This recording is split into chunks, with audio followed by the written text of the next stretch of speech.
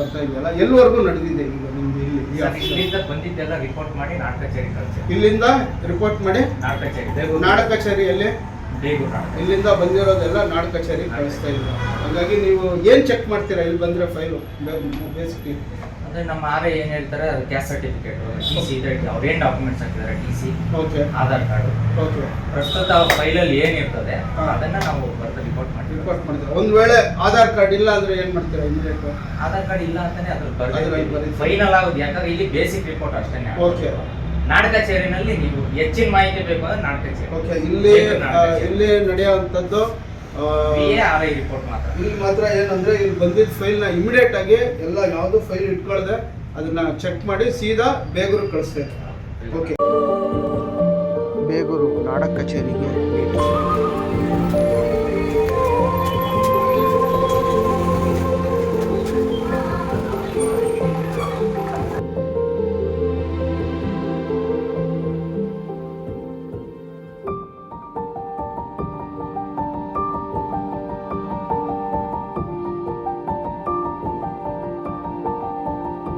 ಏನ್ ಗೊತ್ತಾ, ಈಗ ಪೌರ ಕಾರ್ಮಿಕರು ತಮ್ಮ ಹತ್ರ ಫೈಲ್ ಬಂದಿಲ್ಲ, ನೀವೇನು ಪ್ರೊಸೀಜರ್ ಮಾಡ್ತೀರಾ?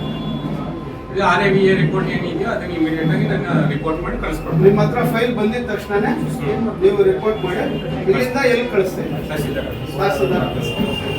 ಏನಿಲ್ಲ, ಸಾರ್ ಹತ್ರ ಏನು ರಿಪೋರ್ಟ್ ಬಂದಿದ ತಕ್ಷಣ ಸಾರು ಒಂದು ಕ್ಷಣ ಕೂಡ ಫೈಲ್ನ ಇಟ್ಕೊಳ್ಳದೆ ಇಮಿಡಿಯೇಟ್ ಆಗಿ ಅದನ್ನ ಸೈನ್ ಮಾಡಿ ಅದನ್ನ ಎಲ್ಲಿ ಕಳಿಸ್ತಾ ಇದ್ದಾರೆ? ತಹಸೀಲ್ದಾರ್ ಆಫೀಸ್ಗೆ ಕಳಿಸ್ತಾ ಇದ್ದಾರೆ. ಇದು ತಮಗೆ ಮಾಹಿತಿ ತಿಳಿಸಿದ್ದಾರೆ.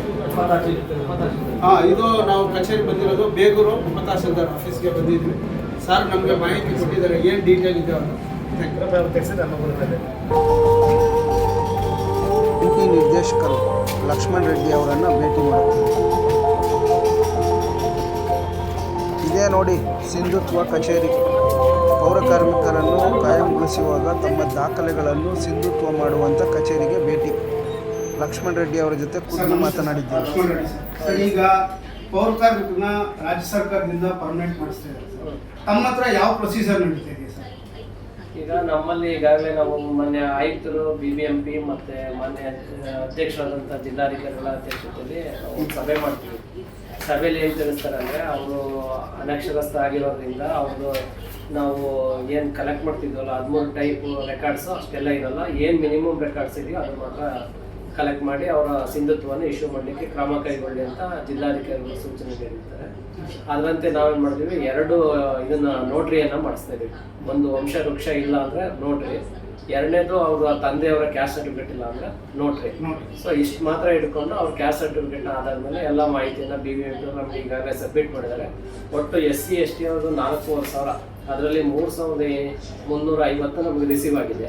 ಇನ್ನು ಉಳಿದವು ಎಲ್ಲವೂ ನಮ್ಮ ತಹಸೀಲ್ದಾರ್ ಆಫೀಸಿಗೆ ಹೋಗಿದೆ. ಅಲ್ಲಿಂದ ಬಂದ ತಕ್ಷಣ ನಾವು ಕ್ಲಿಯರ್ ಮಾಡ್ತೀವಿ. ತಹಸೀಲ್ದಾರ್ ಆಫೀಸ್ಗೆ ಹೋಗಿ ಮತ್ತೆ ತಮ್ಮ ಹತ್ರ ಬರುತ್ತೆ? ಹೌದು, ಅದಕ್ಕೆ ಪ್ರೊಸೀಜರ್ ಅಂದರೆ ಫಸ್ಟು ನಾವು ಇವ್ರ ಕ್ಯಾಂಡಿಡೇಟ್ ಲಾಗಿನ್ ಕಳಿಸ್ತೀವಿ. ಕ್ಯಾಂಡಿಡೇಟ್ ಲಾಗಿನಲ್ಲಿ ಎಲ್ಲ ನೋಟ್ರಿ ಮತ್ತು ಅವ್ರ ಕ್ಯಾಸ್ಟ್ ಸರ್ಟಿಫಿಕೇಟು, ಆಧಾರ್ ಕಾರ್ಡು ಎಲ್ಲ ಅಪ್ಲೋಡ್ ಮಾಡಿ ನಮಗೆ ಕಳಿಸ್ತಾರೆ. ನಾವು ಇಲ್ಲಿಂದ ಅಸಿಸ್ಟೆಂಟ್ ಡೈರೆಕ್ಟ್ರು, ಸೋಷಿಯಲ್ ವೆಲ್ಫೇರು ಮತ್ತು ತಹಸೀಲ್ದಾರ್ ಆಫೀಸು ಎರಡಕ್ಕೂ ನಾವು ಇಲ್ಲಿಂದ ಪುಷ್ ಮಾಡ್ತೀವಿ. ಅವರು ಸ್ಪಾಟ್ ವಿಸಿಟ್ ಮಾಡಿ ಮಾಜರ್ ಮಾಡಿ ತಹಸೀಲ್ದಾರ್ ಏನು ಮಾಡ್ತಾರೆ, ಮತ್ತೆ ನಮ್ಗೆ ವಾಪಸ್ ಪುಷ್ ಮಾಡ್ತಾರೆ, ವಿತ್ ಹಾರ್ಡ್ ಕಾಪೀಸ್ ಕಳಿಸ್ಕೊಡ್ತಾರೆ. ಅದಾದಮೇಲೆ ನಾವು ಮತ್ತೆ ಅದನ್ನು ಅಟೆಂಡ್ ಮಾಡಿ ನೆಕ್ಸ್ಟು ಡೆಪ್ಟಿ ಸೆಕ್ರೆಟರಿ ಜಿಲ್ಲಾ ಪಂಚಾಯತಿಗೆ ಪುಷ್ ಮಾಡ್ತೀವಿ. ಜಿಲ್ಲಾ ಪಂಚಾಯತಿಯಿಂದ ಮತ್ತೆ ಸೈನ್ ಆಗಿ ನಮಗೆ ವಾಪಸ್ ಬಂದಮೇಲೆ ಮತ್ತೆ DC ಅವ್ರಿಗೆ ಕಳಿಸ್ತೀವಿ. DC ಅವ್ರು ಸೈನ್ ಆಗಿ ಬಂದಮೇಲೆ ಮತ್ತೆ ನಮ್ಗೆ ವಾಪಸ್ ಬರುತ್ತೆ. ಅದನ್ನು ನಾವು ಏನು ಮಾಡ್ತೀವಿ, ಆನ್ಲೈನಲ್ಲಿ ಅಪ್ಲೋಡ್ ಮಾಡಿದಾಗ ಅಲ್ಲಿ ಸಿಂಧುತ್ವ ಪ್ರೋಸೆಸ್ ಕಂಪ್ಲೀಟ್ ಆಗುತ್ತೆ. ಸರ್, ಕೊನೆಯದಾಗಿ ಅವ್ರಿಗೆ ಈಗ ಈ ಆದೇಶ ಪತ್ರ ಎಲ್ಲಿಂದ ಬರ್ಬೋದು ಸರ್? BBMP ಇಂದ ಇಶ್ಯೂ ಆಗುತ್ತೆ. ಕೊನೆಯದಾಗಿ BBMP ಯಲ್ಲಿ ಇಶ್ಯೂ ಆಗುತ್ತೆ. ನಿಮ್ಗೆ ಗೊತ್ತಿರುತ್ತೆ, ಸಂಪೂರ್ಣವಾಗಿ ನಮ್ಮ ಲಕ್ಷ್ಮಣ್ ರೆಡ್ಡಿ ಸಾರ್ ಹತ್ರ ಬಂದಿರೋ ಫೈಲ್ ಯಾವುದು ಕೂಡ ಟೇಬಲ್ ಮೇಲೆ ಇಲ್ಲ, ಮತ್ತೆ ಆಫೀಸಲ್ಲೂ ಇಲ್ಲ. ಎಲ್ಲವನ್ನು ಕೂಡಲೇ ಪೌರ ಕಾರ್ಮಿಕರ ಮೇಲೆ ಬಹಳಷ್ಟು ಗೌರವ ಇಟ್ಕೊಂಡಿರೋದ್ರಿಂದ ಸಾರ್ ಯಾವ ಫೈಲ್ನು ಕೂಡ ಇಲ್ಲಿ ಇಟ್ಕೊಳ್ಳದೆ ಪ್ರೀತಿ ವಿಶ್ವಾಸದಿಂದ ಎಲ್ಲ ಫೈಲ್ನು ಕೂಡ DC ಆಫೀಸ್ಗೂ ಕೂಡ ಕಳಿಸಿ ಮತ್ತೆ ಅವ್ರ ಹತ್ರ ಬಂದ್ಮೇಲೆ ಅದನ್ನು ಕೂಡ ಪ್ರೊಸೆಸ್ ಮಾಡ್ತಾ ಇದ್ದಾರೆ. Thank you sir. 8 ರಿಂದ 10 ದಿವಸದೊಳಗೆ ಸಂಪೂರ್ಣ ಎಲ್ಲ ಪೌರ ಕಾರ್ಮಿಕರ ಒಂದು ಸಿಂಧುತ್ವವನ್ನು ಇಶ್ಯೂ ಮಾಡ್ತೀವಿ. Thank you sir. ನಾವು ಅದಕ್ಕೆ ಬದ್ಧರಾಗಿದ್ದೀವಿ, ಖಂಡಿತ ಮಾಡ್ತೀವಿ. Thank you sir. Thank you sir.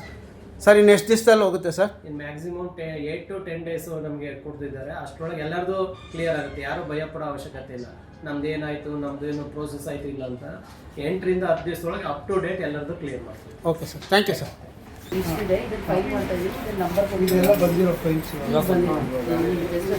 South ಆಫ್ರಿಕಾದಿಂದ ಬಂದಿದೆ ಅದನ್ನೆಲ್ಲ ಫೈಲ್ ನಂಬರ್ ಕೊಟ್ಟು CR ನಂಬರ್ ಕೊಟ್ಟು ನಾವು ನೋಟಿಸ್ ತೆಗೆದು ಅಟೆಂಡ್ ಮಾಡಿ ಅಂದರೆ ನಮ್ಮ ಫೋರ್ಕಾಸ್ಟ್ ಫೈಲ್ ಎಲ್ಲ ಕೂಡ ಟೇಬಲ್ ಮೇಲೆ ಹೋಗ್ತಾ ಇದೆ ಫಾಸ್ಟಾಗಿ.